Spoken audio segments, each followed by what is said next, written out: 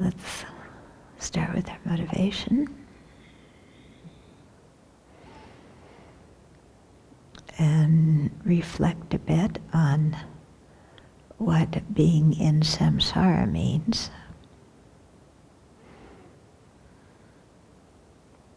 Having the aggregates under the control of afflictions and karma,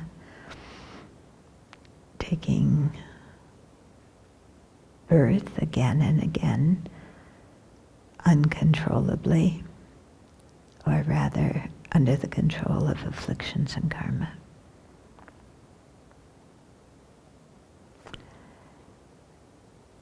And that there's no way we can just shut it off and take a break for a while. This is the situation we live in day and night.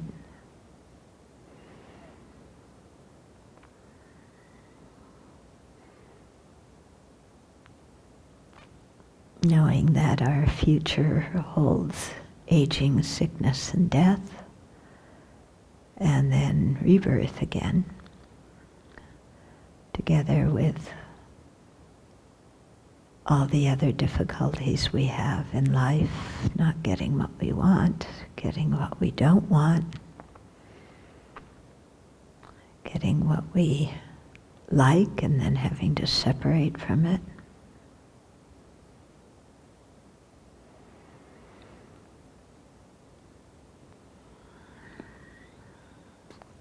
So seeing samsara for what it is, let's have a strong intention to free ourselves from it.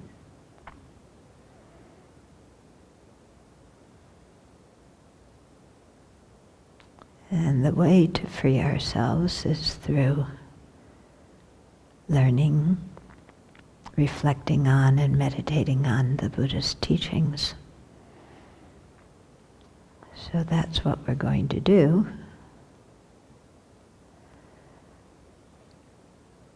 But it would really be rather inexcusable to work only for our own benefit, think only for about our own liberation, when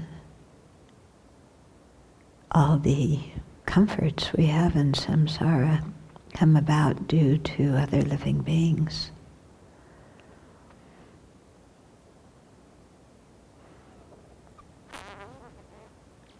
So rather than walk out on living beings, saying, ciao, wish you good luck, let's have the determination to practice so we can develop the skills needed to benefit them best. And for that reason, seek full awakening.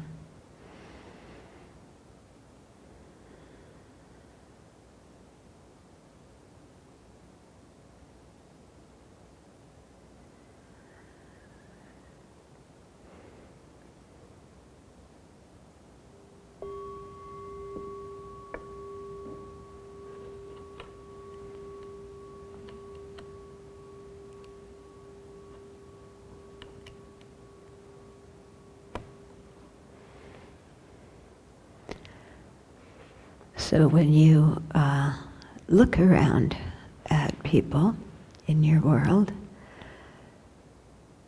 do you ever think there's somebody in samsara?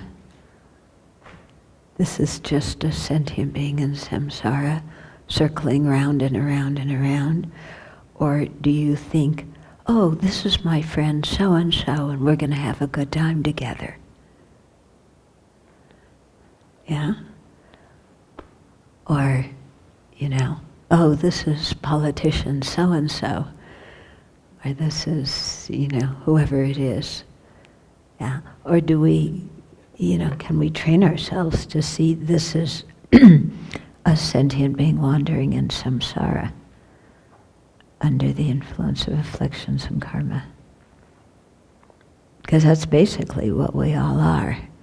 But we tend, we impute on this. Oh, there's a person, the good personality. There's a person who's so lucky. There's a person who has horrible situation. But basically, kind of, everybody's in the same basket. And these 5 aggregates we take at this particular time are, quite ephemeral. They come and they go. And there's no personality in them, and no person at all, let alone no personality. So it's interesting to try and see people as just sentient beings wandering in samsara instead of how we usually see them.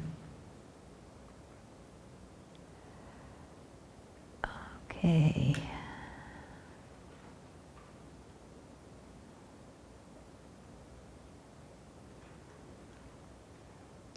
Maybe it's going to open. Yes, okay. So I think we're on 172, is it? So we were, if we go back to 171, because we were talking about 4 things to abandon that cause lower rebirth. What are they? Intoxicants, gambling, lust, and hunting. Okay, so we started on the hunting one last week, saying hunting is the terrible cause of a short life, fear and suffering. So really introducing the kinds of results that we experience from hunting or fishing or trapping or anything that involves killing other living beings. It creates the cause for us to have a short life, for us to be fearful and have suffering, because that's exactly the experience we're giving to somebody else. So we're creating the cause for ourselves to experience what we call the result similar to the cause. Okay? But if you think what it's like for other living beings to experience that, and then as well as rebirth in the hells, that's the ripening result, or maturation result. So therefore, always firmly refrain from killing. So here it's refraining from killing. There's 2 reasons. One is that when we harm others, physically, we're actually harming ourselves, creating the cause for our own suffering. And 2 is, look at what we're doing to other living beings and the pain that we're causing them. Okay, so these kind of sports activities that involve killing other living beings, we should really refrain from. Although they're extremely popular in this country, we should still refrain from them. Then 172, like a snake all smeared with filth, poison dripping from its fangs, despicable indeed is the one on account of whom others feel terror.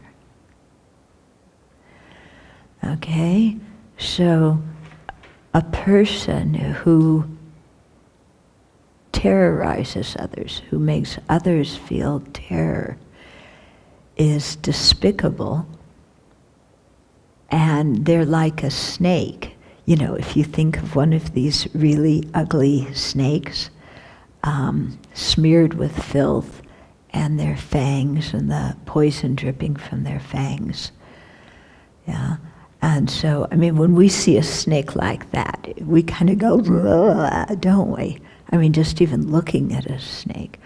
Or, I remember when I was a kid, there were tarantulas that would come in our neighborhood. You ever seen a tarantula?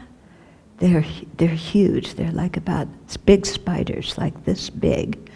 And the top is bigger than my hand, and the big legs, and I mean, they're huge. You know, in India we had centipedes, we had scorpions.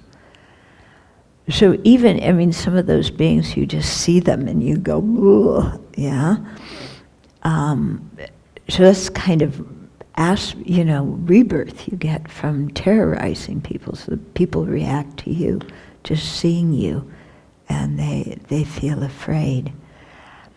But when you think of like a little child, if we think of a child living in Syria right now, or even a child living in the inner city, and they hear explosions and guns and everything.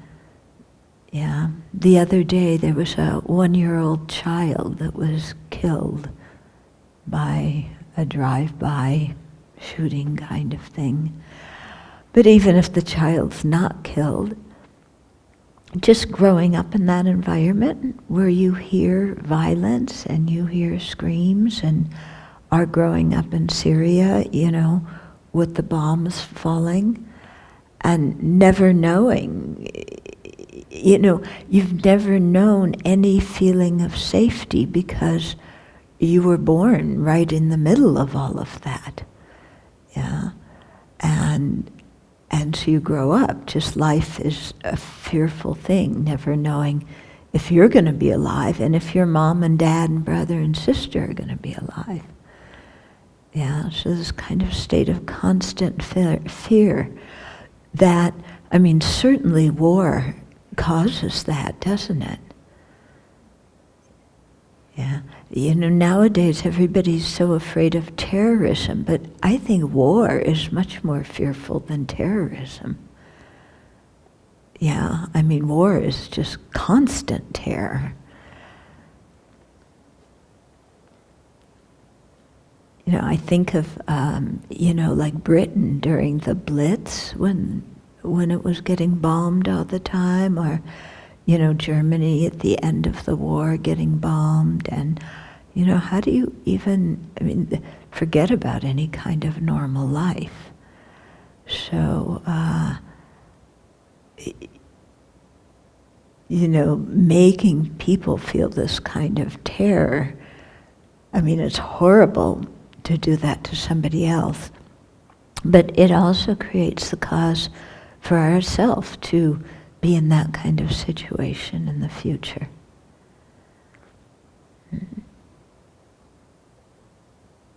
So I was thinking about these guys at the wildlife reserve who, in Oregon, who came in with all their guns and said, we're going to stay here until our grievances are heard, and we want a peaceful resolution.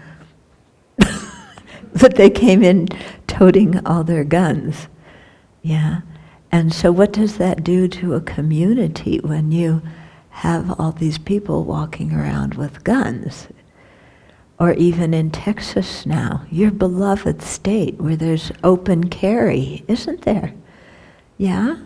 You can go into the grocery market, you can go to church, you can even go in a restaurant, in a bar, take your gun with you. Yeah. I don't know about other people, but that makes, they talk about guns as making you feel secure. It makes me feel afraid. I don't feel secure when other people have guns. I feel afraid. And having a gun myself is the last thing I need, and it certainly won't make me feel any more secure. Yeah? So you think of the karma, that people are creating by promoting, the culture of the Wild West.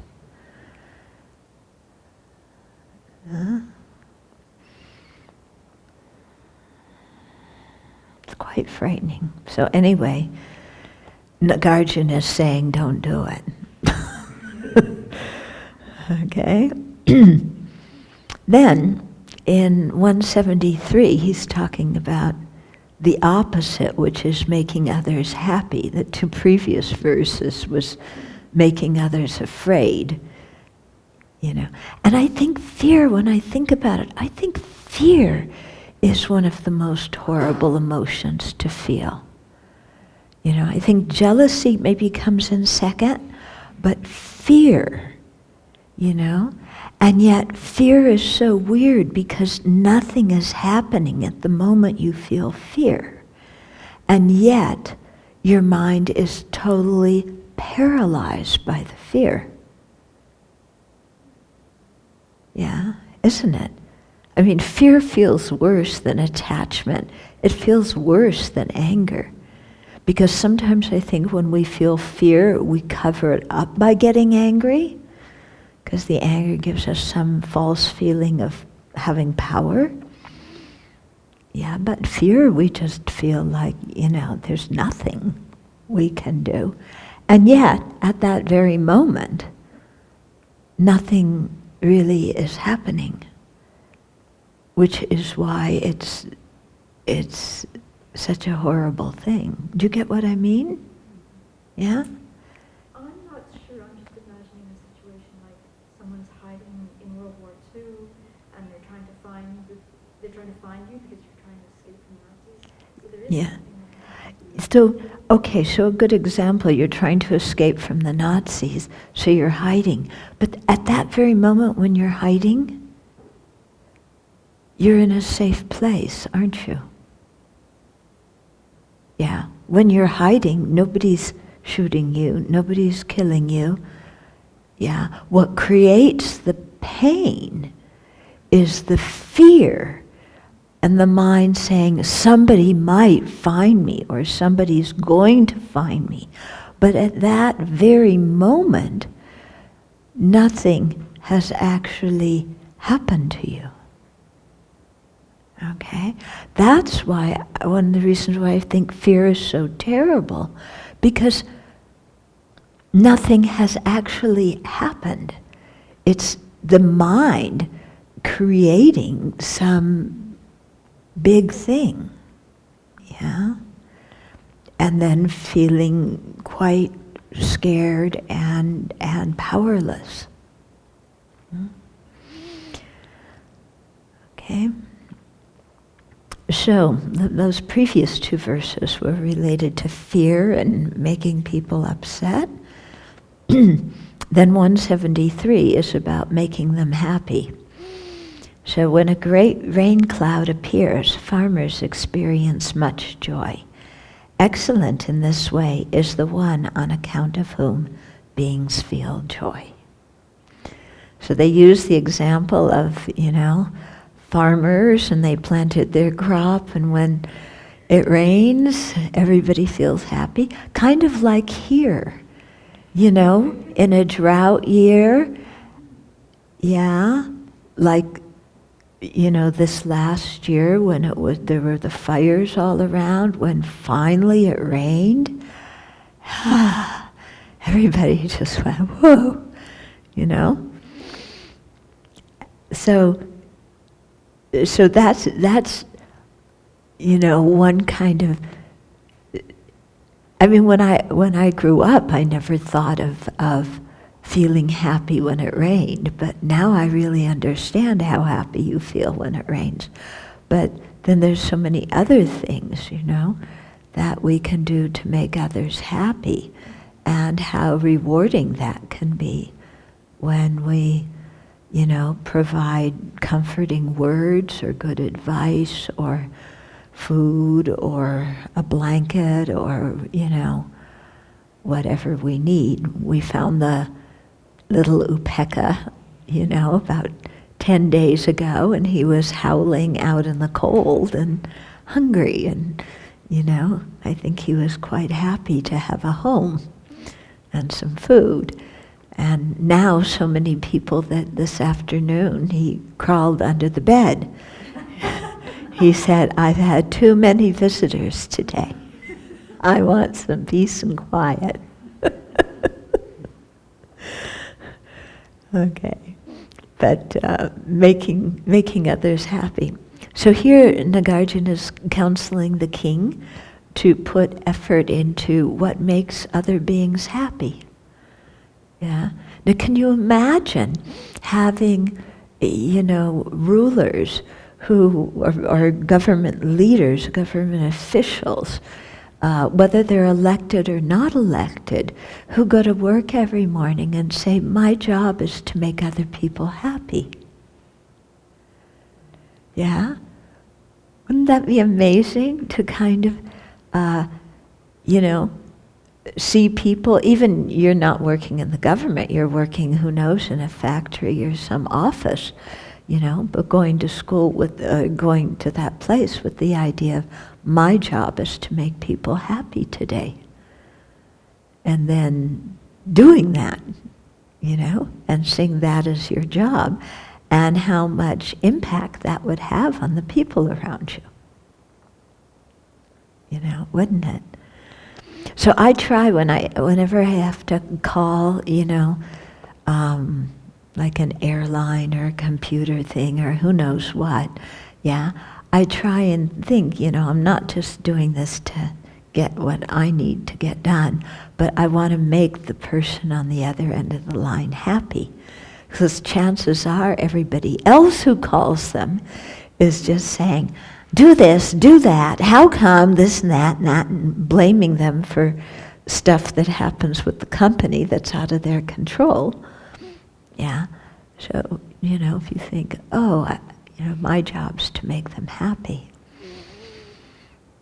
Okay, so it doesn't mean we do non-virtuous things to make people happy.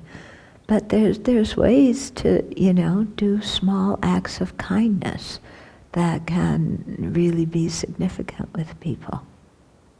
Mm-hmm.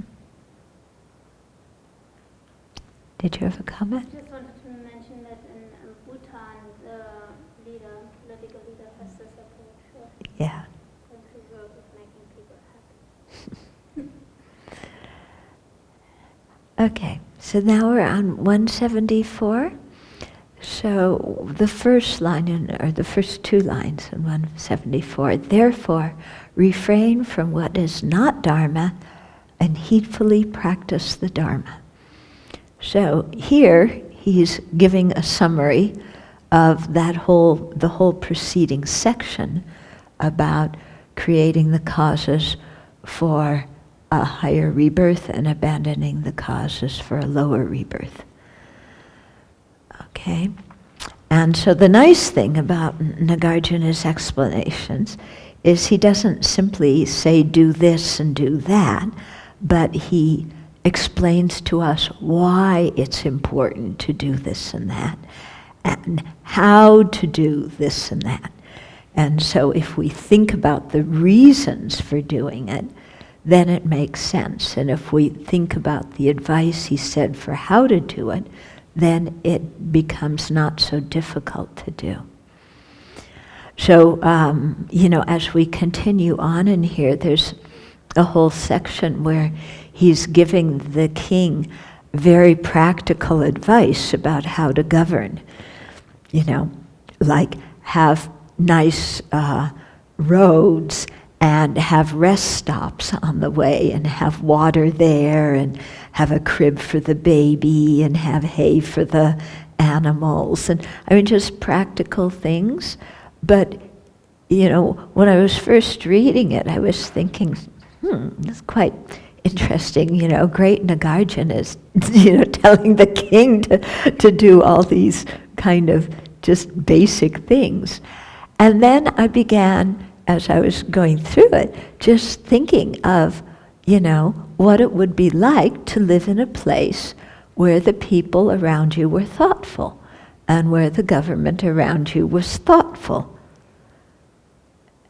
Yeah, and how nice that would be, what a difference that would be. Yeah. So we have rest stops on our highways that are quite nice, and somebody must have suggested them, and a lot of people built them. Yeah, so they're nice. But it would be, there's so many just small things that people who have power can do to make other people's lives a little bit easier. I heard recently that, now just as they have food banks, for people who don't have enough money to buy food, but where they can go and get food. There now, some places are starting to have pet food banks for people who consider their pets part of the family, but they don't really have enough money to buy pet food, where people can bring their extra pet food or whatever. And I thought, wow, what a nice thing to do, yeah? Because even though some people say, oh, but they're animals, why do we treat them better than human beings? I do know for many people, their pets are a major factor in them remaining stable. I know in terms of my parents, their pets were a major factor in them staying alive. Yeah. So, okay, so that kind of finishes that section. Now we're moving into another section that this is quite interesting because it's only 6 lines, and yet it's this very important, meaningful section, and it's stuck right kind of in between 2 different things. So we're just finishing this section of, how to create the causes for an upper rebirth and abandon the causes for a lower one.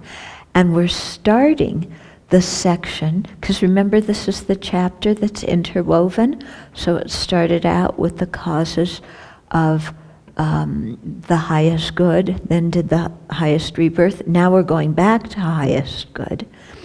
The major part of this next section is Nagarjuna describing how to create the causes for the 32 physical signs of the Buddha, which are part of the highest good that we want to attain. But before he goes into the many, many verses talking about that, there's these 6 lines in here that are mind-blowing. Yeah? So the last 2 of 174 and then all of 175. If you and the world wish to attain unexcelled awakening, its roots are bodhicitta, that is as firm as the king of mountains, compassion that is as vast as space, and wisdom that relies not on duality. 6 lines. Whoa. Okay. So, actually, what's interesting about this, okay, so here when he talks about if you and the world wish to attain unexcelled awakening, so you means the king and the world means all the sentient beings in cyclic existence, then he's laying out the 3 causes of becoming a bodhisattva, and becoming a bodhisattva is what you need to do in order to become a Buddha. What's very interesting is it's only these 6 lines, but Chandrakirti, who came about 400 years after Nagarjuna, 400 to 500 years afterwards, picked out these 6 lines and wrote this whole big thing about them, and that's at the beginning of his supplement to the treatise on the middle way.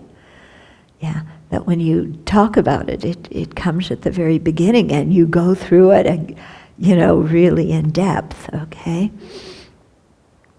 So there he starts out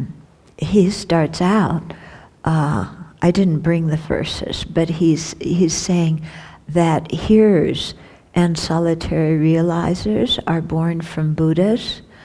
Buddhas are born from bodhisattvas, and bodhisattvas are born from bodhicitta, and the three causes of bodhicitta, I should say, Buddhas are born from bodhisattvas who have bodhicitta, and the three causes for bodhicitta, to become a bodhisattva, are bodhicitta, compassion, and non-dual wisdom.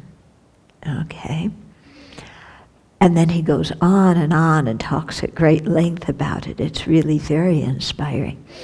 So when he says that hearers and solitary realizers are born from the Buddhas, of what Chandrakirti is meaning is that the Buddha gave the teachings to the beings who have the hearer and solitary realizer lineages or predispositions.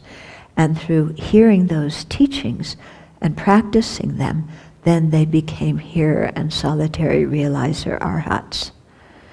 Okay, so they were born from the Buddha. Then where did the Buddha come from? The Buddha came from a bodhisattva. Okay, because before you're a Buddha, you have to become a bodhisattva. Yeah. Then how do you become a bodhisattva? Yeah, because he's saying if you and the world wish to attain unexcelled awakening, yeah, then you need to become a bodhisattva. But the roots, are bodhicitta, that is as firm as the king of mountains, compassion that is as vast as space, and wisdom that relies not on duality. Okay? So here the bodhicitta that is being spoken of is conventional bodhicitta, which is a primary mind with two aspirations. The first aspiration to work for the benefit of sentient beings, and because of that aspiration, generating another aspiration, which is to attain full awakening in order to do that. Okay, so that's one of the causes of awakening, is the conventional bodhicitta. The second one is compassion, which is the cause of bodhicitta, and that extends impartially to each and every sentient being as far as the limits of space, but space has no limits. But that's how big the compassion is.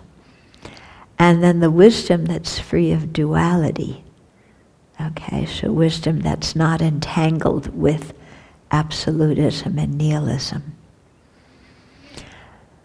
Okay, so in his supplement in the middle way, Chandrakirti calls these three the three factors indicated on this occasion. Okay? And then he explains them extensively. And his source is right here in Precious Garland. It's kind of neat when you've studied something and then, you hear the source, and then you're reading, there it is, wow. And I think, like I told you at the beginning when we started studying this, there's so many verses in here that you find quoted in other commentaries and treatises. This text is constantly being quoted. Okay. So it says that bodhicitta is a cause for bodhisattva. But how is that if the moment you generate uncontrived bodhicitta is the same moment that you enter the bodhisattva path and enter, the great vehicle path? How is that? Because causes always come before results, don't they? So how is bodhicitta a cause for a bodhisattva. When becoming a bodhisattva and generating uncontrived bodhicitta and entering the Mahayana path all occur at the exact same moment.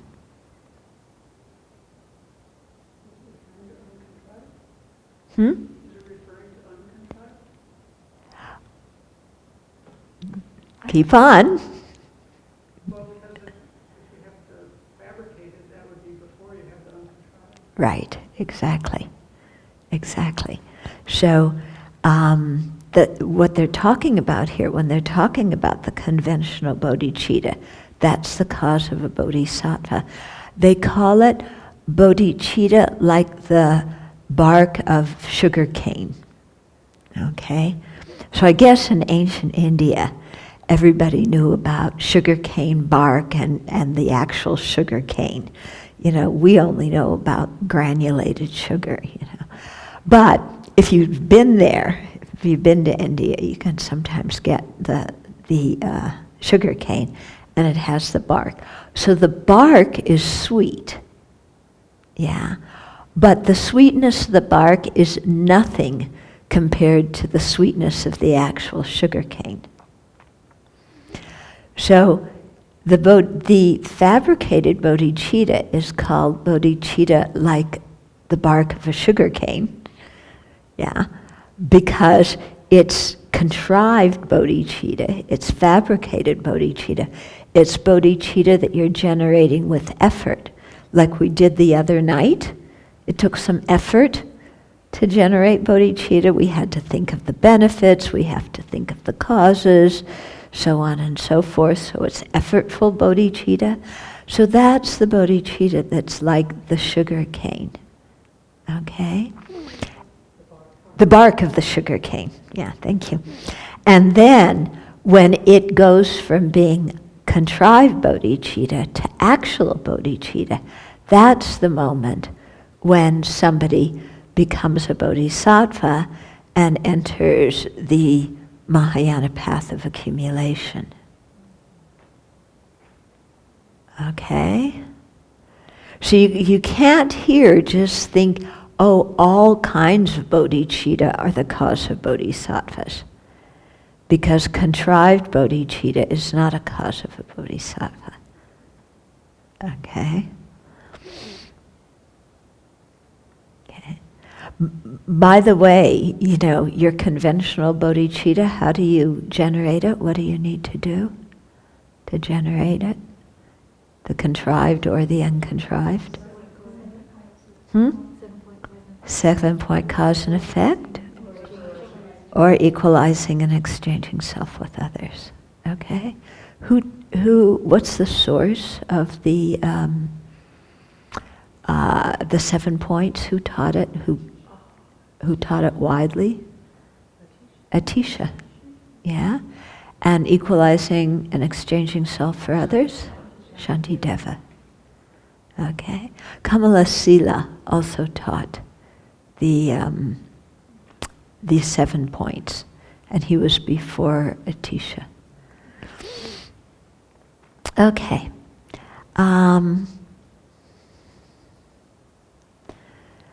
Then, why is compassion listed as a cause of a bodhisattva if compassion is the cause of bodhicitta? Isn't compassion the cause of a bodhicitta? Cause of bodhicitta? So why is it listed here as the cause of a bodhisattva? Well, without it causing bodhicitta, you're not going to have bodhicitta cause a bodhisattva. Yeah, you need the compassion to get to the bodhicitta. But we already have one cause. That's the bodhicitta. So isn't saying compassion kind of redundant?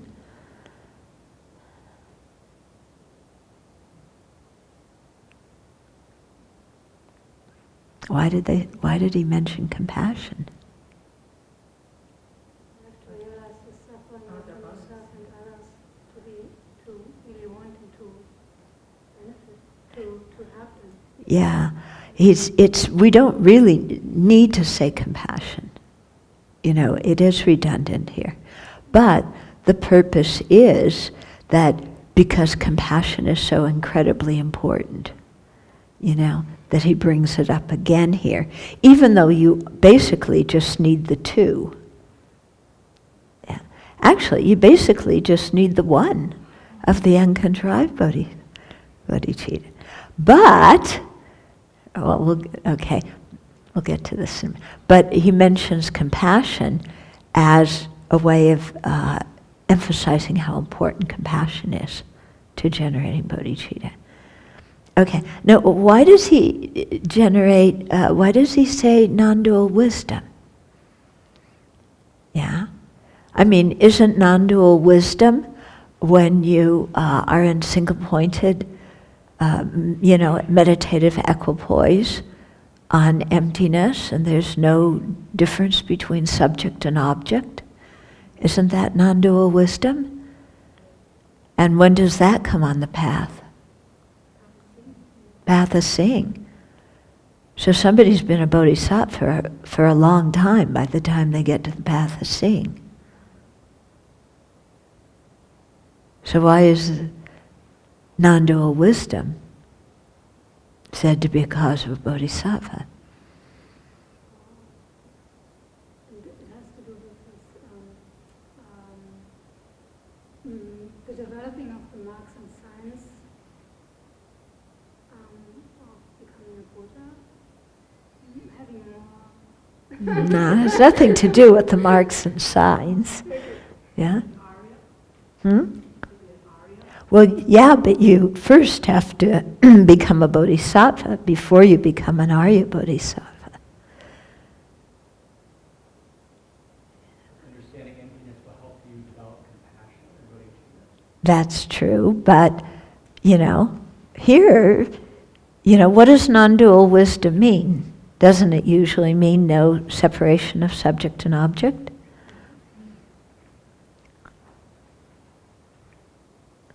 What did I say at the beginning when I mentioned non-dual wisdom? Okay. So is being free of absolutism and nihilism the same kind of thing as being free of subject and object being dual?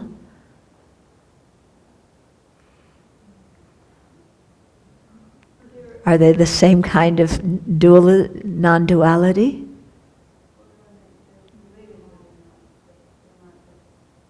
How are they different? In what way?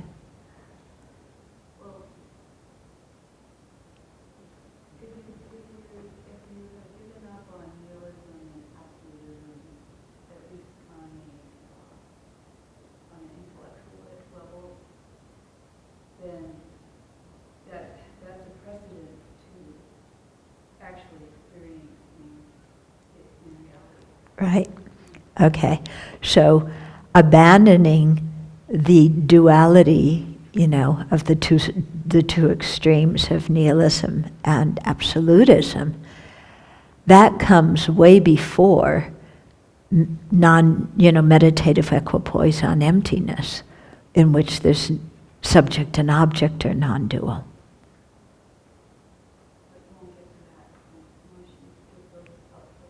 Yeah. Yeah, you can't get to the Arya's meditative equipoise on emptiness until you give up the duality of absolutism and nihilism. So at what level are you when you've given up, what have you understood to have given up both absolutism and nihilism? Right, you have an inferential realization of emptiness. Okay, so can you have an inferential realization of emptiness before you enter the bodhisattva path? Yeah. Who is it that has an inferential realization of emptiness? The sharp faculty. Okay. So then, okay, so the sharp faculty, why are they called sharp faculty? Because They don't accept what on faith? They don't accept the possibility to become Buddha on faith, but actually rely on reasoning the Buddha to himself. Yeah. Okay. So there's two kinds of disciples, the one based on faith and the one based on wisdom. So one is modest faculty, one is sharp faculty. The modest faculty one, who's based on faith, says, Buddha said it, I believe. Basically, it's a little bit, it's not quite that simplistic, but, they take it, all the lineage lamas say this, my teacher said it, the Buddha says it, I accept it. The sharp faculty disciples don't just accept something for that reason, especially the possibility of becoming a Buddha. Yeah, they say, well, how do we know we can become Buddhas? Have you ever wondered about that? You come here and you listen to all this talk about Buddhahood. Do you ever sit there and wonder, how do I know I can become a Buddha? And it's kind of an important question, isn't it? Because otherwise, if you take it on faith and you just do all this practice, then what happens if you can't become a Buddha and you've never figured that out until 15 eons later? Yeah, fortunately that the Buddha's path is reliable, but look at all these people who follow all sorts of other paths, also based on faith. Okay, so somebody who's sharp faculty says, well, how do I know I can become a Buddha? So in order to actually answer that question, then you have to go back to the Four Noble Truths, the Four Truths of the Noble Ones, of the Aryas. Okay, how do I know true cessation exists? How do I know true path exists? Yeah, well, to know if true cessation and true path exist, they're posited in relationship to the first two truths, true dukkha and the true origin of dukkha. Yeah, so we know that true dukkha exists, okay? Then true origin of dukkha. Yeah. Think, gaining some conviction that ignorance, that self-grasping ignorance, is the root of samsara. Yeah. And that it's possible to eliminate it. And why is it possible to eliminate it? Because the conceived object of that ignorance does not exist. Yeah, what's the conceived object of ignorance? Yeah, inherent existence. So then, to know that the conceived object of self-grasping ignorance doesn't exist, you have to have some understanding of emptiness, don't you? Yeah. Specifically, at least the inferential, the correct inferential, that doesn't go to the extreme of absolutism or nihilism, because if you go to either of those extremes, then you haven't realized that the inherent existence that ignorance grasps doesn't exist. Okay, are you seeing how there's this trail of things going on here? And does it make you recall a little bit that proof for the existence of the three jewels? And how everything comes back to the realization of emptiness, or at least a conceptual understanding of emptiness? It's like everywhere you turn, it comes back to that. Yeah, so to really have the confidence that liberation is possible, we have to have the confidence that true cessation is possible, which means that there's a path to true cessation, that's possible. which means that that path is capable of overcoming the true origin. What is the true origin? The self-grasping ignorance. What does it grasp? Inherent existence. So what do we have to know that inherent existence doesn't exist? Emptiness. When we know inherent existence doesn't exist, then we know that ignorance can be eliminated. Then we know that there's a path to eliminate it. There's the resultant true cessation. So it's possible to become liberated. Okay? So this is what a sharp faculty bodhisattva spends a lot of time thinking about. Yeah? So much so that they can get an inference, an inferential realization of emptiness, which, even though it's inferential, it's conceptual, it's very, very powerful. It completely shakes you up, apparently.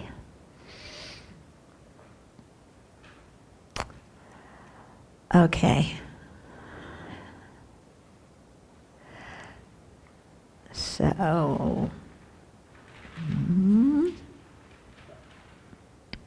seeing what I haven't said yet. Okay. So actually, this non-dual wisdom, and here the duality is absolutism and nihilism. It's not subject and object. Okay? That wisdom is not a cause of a modest faculty bodhisattva, because they don't gain that wisdom until after they've entered the bodhisattva path. So you can either have the conceptual realization of emptiness before you enter, which makes you a sharp faculty disciple, or after you enter the bodhisattva path. Okay? In other words, you can either realize emptiness first and then get the full realization of bodhicitta, or generate bodhicitta and non-contrived bodhicitta and then realize emptiness. Okay? But in talking about it, which one you realize first, actually we should be cultivating both at the same time. So it's not that the sharp faculty disciple just meditates on emptiness, because if they do that without generating bodhicitta or having any meditating on bodhicitta, what's going to happen to them? Yeah, they'll go into the here and solitary realizer path. Okay, so at the same time they're trying to understand emptiness and get rid of the duality of absolutism and nihilism. They're also meditating on bodhicitta. Okay, and so similarly too, the modest faculty bodhisattvas who follow by faith, they don't just meditate on bodhicitta and know nothing about emptiness until they enter the path of accumulation. That would be kind of a mess, yeah? But, they study emptiness, they gain some understanding, but they don't have they just accept by faith that it's possible to attain liberation.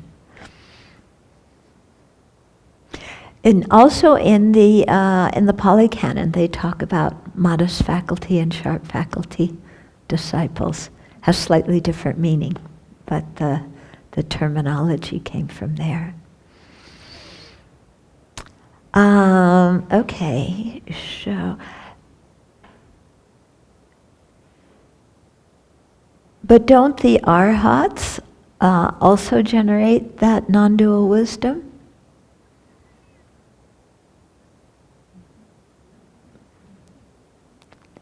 So why is it said to be a cause of a bodhisattva when it's the cause of an arhat too?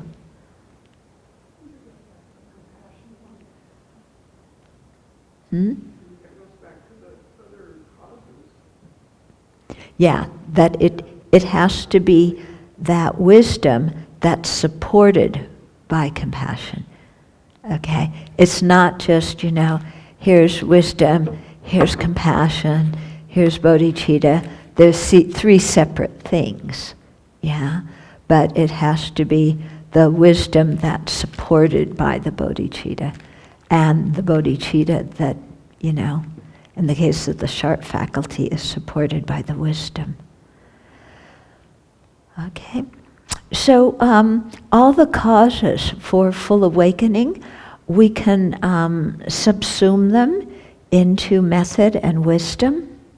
Okay, so the method aspect of the path is talking about renunciation, bodhicitta, and then the practices of generosity, ethical conduct, and fortitude.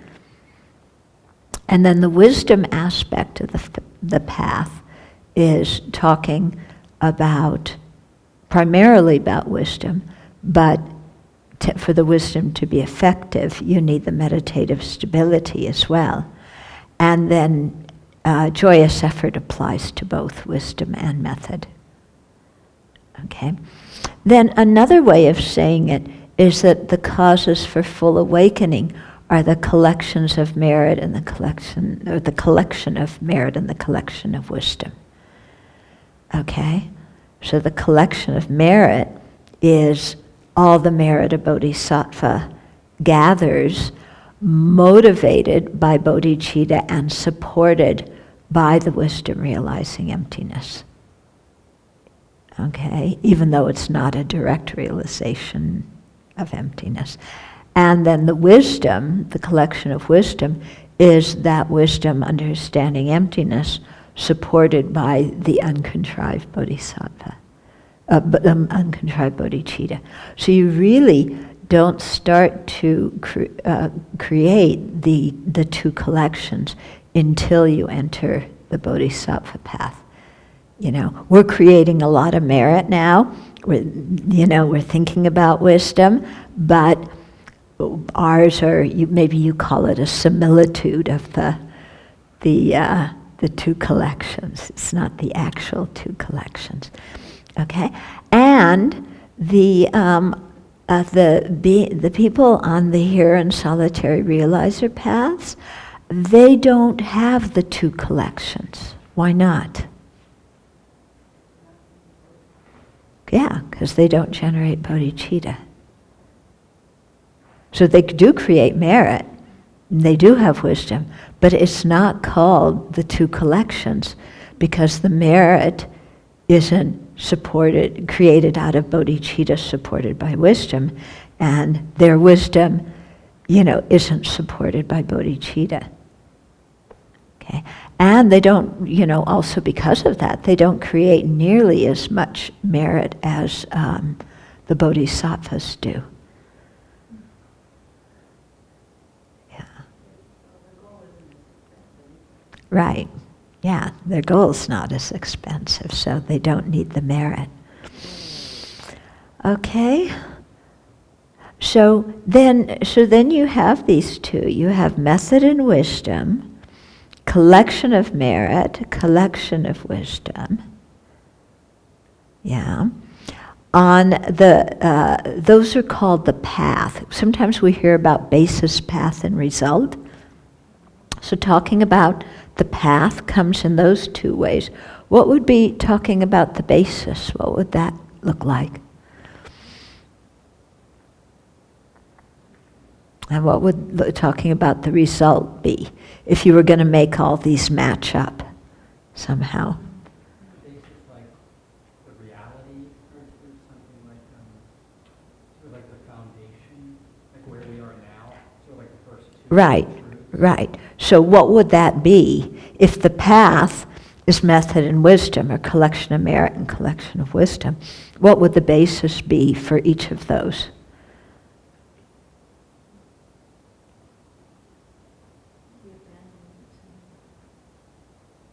No, just what at our ordinary level, what it is. Two truths. Conventional truth, ultimate truth. Okay. The merit method is unconventional and wisdom is Right. Yeah. Yeah, the conventional truth as the basis. Then you create merit. The wisdom, the emptiness is the basis, the ultimate truth. Then you collect wisdom. Then collection, then what do those two lead to? What's the result? The two kayas, okay? So what leads to what? Yeah. Okay, so the collection of wisdom leads to the Dharmakaya, the collection of merit leads to the Rupakaya, the form body. Okay, truth body or form body. And form body. Okay? So there you have everything. It's quite helpful if you remember that, and in your mind have a little chart, that's called, on one direction, basis, path, result. Yeah. And the other one kind of, on the level of appearances and the level of reality. And then, fill out your chart. Very helpful. But you have to see that it isn't just that the collection of merit brings the form bodies of the Buddha. The collection of merit is the principal cause for the form body of the Buddha. The collection of wisdom is the principal cause for the truth body of a Buddha. But principal cause doesn't mean only cause. It means it has the greatest thing, but for the collection of merit to be the collection of merit, you have to have the collection of wisdom too. And for the collection of wisdom to be the collection of wisdom, you have to have the collection of merit too. Okay? So it's really emphasizing how they're supporting each other. When you get to Tantra, then the path is different. Anybody know what the path is for the two? Instead of collection of merit, collection of wisdom? Illusory body and clear light. Mm-hmm. Yeah, illusory body and clear light.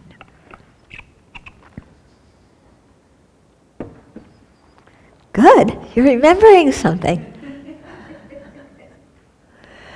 Okay. So, look at those 6 lines, and, Chandakirti just went on and on and on. You got the synopsis. Yeah. No, I didn't say synapse. I said synopsis. I was trying to get the Chandakirti going on, because I know you love that so much. Yeah. Okay, then 176. Okay, now he's moving into, at this point, he's going to start talking about creating the causes for the highest good, specifically the 32 signs of a Buddha. When we talk about these 32 signs, this is something that was well known in Indian culture. It isn't a uniquely Buddhist idea. It was in Indian culture, and even the term Tathagata, Bhagawan, all these terms that we hear in Buddhism, they were terms, moksha, liberation, they were all terms that were quite popular and were used at the time of the Buddha, also by non-Buddhists, but they had slightly different meanings. Okay, so these 32 signs were known at that time, and they were indicators of people who had very profound spiritual experience. That's the general Indian view on them. In Buddhism, when you talk about the 32 signs, the actual 32 signs are possessed only by a Buddha. But they say that bodhisattvas and even Chakravartin kings can have some version of the 32 that they have due to their merit. Well, the Chakravartis, it's due to their merit, because their world worldly beings. The bodhisattvas get them also due to their merit and wisdom, but they're on the way to becoming the signs of a Buddha. Okay? So bodhisattva has them, but they have to perfect them to become the signs of the Buddha. Also, they often talk about two things together, the signs and the marks. Yeah, initially it was translated as major and minor signs. And I think it was Jeffrey who said there's nothing minor about a Buddha. Yeah. So that's not a very good translation. Yeah. So I usually use signs and marks. Okay. The actual causes of the signs and marks that you really need to have them to get the Buddha's signs and marks are the two collections. But each of the signs and the marks too has individual, but especially the signs, has an individual cause too that's created, that he's now going to talk about. So 176, here he's asking the king to listen. So he says, "Great king, listen now to the way that your body will be adorned with the 32 distinct signs that indicate a great being." Okay, so he's saying to the king, your body is going to be adorned like this. Are you getting excited that you can actually, have a body that is adorned with these signs of a great being that are created by the two collections? Okay. So these are the signs of a Buddha. Okay. So when we talk about the Buddha, we're talking about the four Buddha bodies. And remember here, body doesn't mean physical body. It means like a body of knowledge, like a corpus or a collection or something like that. Okay, so you have, when you divide it into two, you have the truth body and the form body. Okay, when you divide the truth body in two, what do you have? Yeah, the wisdom dharmakaya and the nature dharmakaya. What's the wisdom dharmakaya?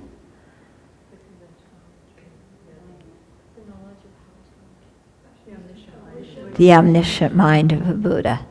What's the nature dharmakaya? Yeah, it has two facets. Yeah, the emptiness of a Buddha's mind and the true cessations on a Buddha's mind. Okay? So is the wisdom dharmakaya permanent or impermanent? Impermanent. How about the nature dharmakaya? Permanent. Okay. Then the two form bodies are an emanation body and enjoyment body. So what are they? Which one do they usually talk about first? Yeah, the Sambhogakaya, the enjoyment body. Jimba sometimes translates it as resource body. The idea, the word actually means something that you use. So something you use or enjoy. The idea being that it's a resource for sentient beings. Okay, so what is the enjoyment body?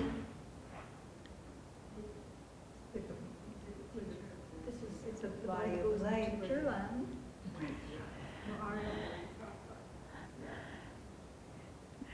Wait, I'm getting little bits here and there. Can somebody put it in a full sentence?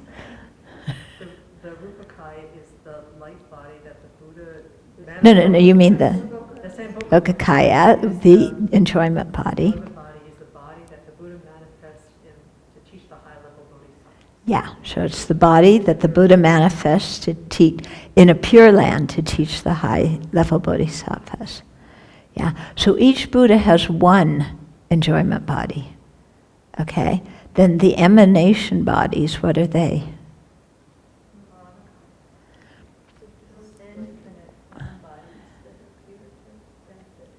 Yeah, so they're the bodies that the Buddha can appear in to ordinary sentient beings. So here they often talk about the supreme emanation body, which is like a wheel-turning Buddha.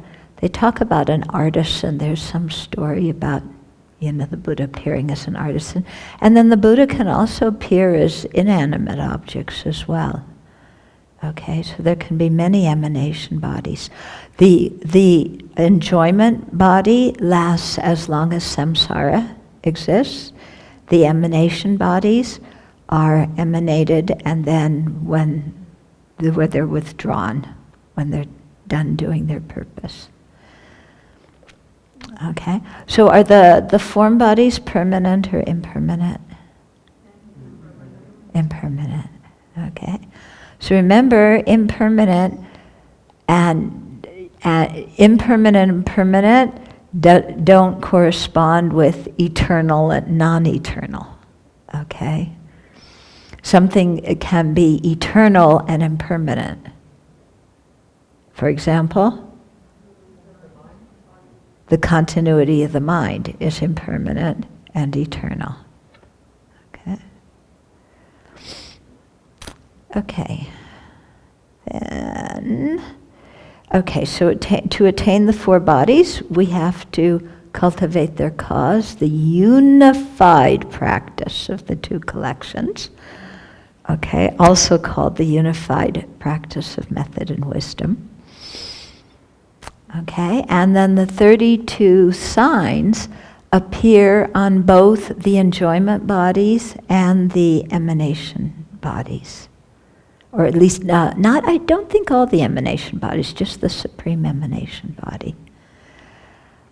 Okay, so actually, solitary realizer arhats, as well as universal monarchs, can have a version of the signs. Yeah.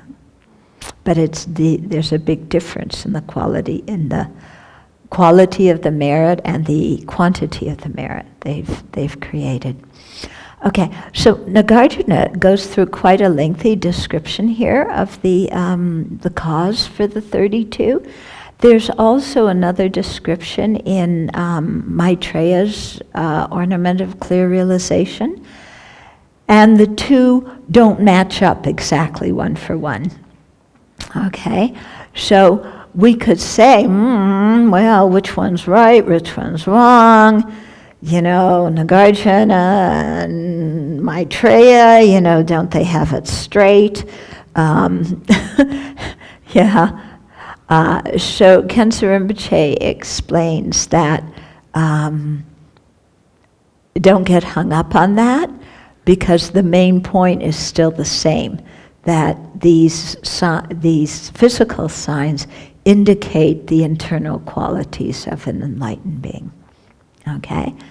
And that both Maitreya and Nagarjuna agree that they are created by the two collections. And then it's just on the unique cause that there's some kind of difference. Okay, so we'll stop here, and then next week we'll get into all of the signs and their causes. But there's a little bit of time for questions if you have.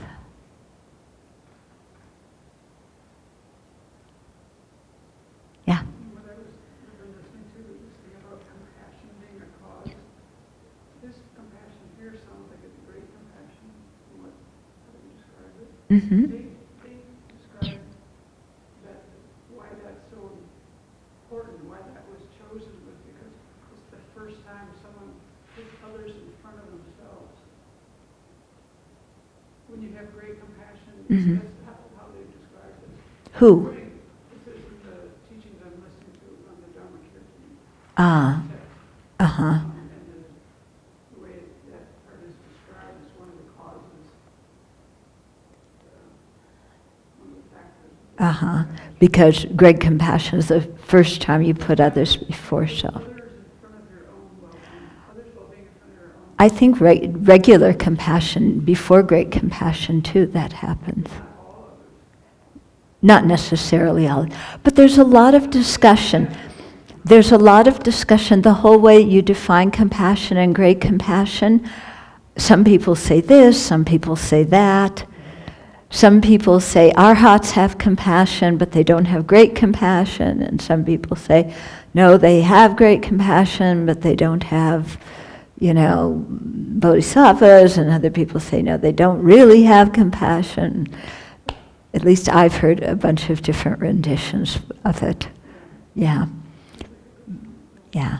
But the point is, that we're looking beyond our own nose. Yeah. Where does the enjoyment body, when we just the the arhats and the other sensory realizers? Why doesn't it teach the arhats and solitary realizers? No, there's certain pure lands that are set up just for bodhisattvas. So the enjoyment bodies teach there. The arhats and solitary realizers, when they attain arhatship, then they stay in meditative equipoise on emptiness. And, so they're not continuing to take teachings and practice and do all of that. Yeah, so they're not in a pure land like that until the Buddha wakes them up and then says you have to come and start the Mahayana path. And so at that point they start the Mahayana path at the beginning with the path of accumulation. And then once they reach the path of seeing, they've collected the merit to get to the path of seeing, then they can go to the Pure Lands where the enjoyment bodies are. There's lots of different kinds of Pure Lands. Yeah, it can get very confusing. So, there's just there's a variety of Pure Lands.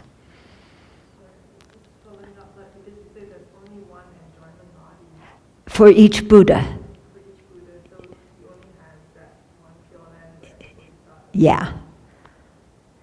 So all the bodhisattvas that are following that Buddha manage to get themselves to that one place. The disciples finally have to go to the guru instead of snapping their fingers. With the emanation body, the Buddha has to do so much more work. He has to give one emanation body for this one and one for that one. When the Buddha wakes them up, what kaya is that? Is that the enjoyment body or is that an emanation body? Or? How does the Buddha wake them up? I don't know. This is happening on a plane. It's not like the Buddha, here's an arhat sitting there and Buddha goes and taps him on the shoulder. No, he's already left his gross body. He has a mental body. Where is a mental body? How does the Buddha wake him up? Does a mental body have a shoulder? Yeah. So that, he has a tactile consciousness and the Buddha does that, And does the arhat maybe roll over and go back to, in his meditative equipoise, saying, look, I'm not ready yet, come back later, Buddha, don't ring the alarm so soon. I don't know how they do this. This is on a plane that's completely beyond, I think, our level of at least my level of understanding. Yeah. Because they're dealing, just mind to mind, I think. Yeah, I'm still confused about the enjoyment body, because I was thinking if, like an Arya Bodhisattva is meditative equipoise on emptiness, all they perceive is emptiness. Yeah. They're not perceiving Right. an enjoyment body. Right. They're not, when they're in meditative equipoise, they're not perceiving the enjoyment body. Why do they go to the Pure Land where there's a Buddha's enjoyment body? To study, to make offerings and create merit. That's a subsequent attainment, Right. Okay. But it's not a physical place, it's a mental... Well, it's 2 clouds up. turn left, at the fluffy white cloud, there's 2 clouds up, turn left, and then, go 3 clouds over, and then make a 5 o'clock turn, and okay. But they talk about, Amitabha's Pure Land is in the West. So I want to know in the West related to what? Because you only get the West if there's a center and an East. I think Akshobhya's or Vairocana's is in the East, but in relationship to what? Oh no. Yeah? So is there any kind of commentary on which Buddha different kinds of people, I mean, we have the first Tapa. Uh-huh. Yeah, I mean, there's different Buddhas that have made different, aspirations, different, resolves as bodhisattvas, and then their Pure Lands reflect those. So some of them are Pure Lands where only Arya Bodhisattvas go, some of them are Pure Lands where ordinary beings can go. Yeah, so you read from the different deities, the text, the sutra of that particular deity, and it'll tell you. I don't know if they have a compendium of... No, I'm just thinking, is there anything discussed about the type of person who becomes a certain kind of bodhisattva and says, oh yes, I need to go to... It will probably depends a lot on what deity you practice, what your principal deity is, I would say. And also your aspiration prayers where you pray to be reborn. So there's a certain I don't want to say, not a gross level attractiveness, but there's a certain kind of, it sounds to me like you have a propensity or an attraction to a certain quality, and that is important to you, and so you might choose that person. Yeah, well, if Yamantaka is your principal deity, you're not going to pray to be reborn in Vajrayogini's Pure Land. You're going to pray to be reborn in the Pure Land of your principal deity. Yeah. Why would you choose, I mean, at my level, it was not a well-informed choice. It was His Holiness was giving you to guess, so let's go do that. Mm-hmm. No, but you can take many initiations and then you talk with your teacher and they help you select what your principal one is. Okay.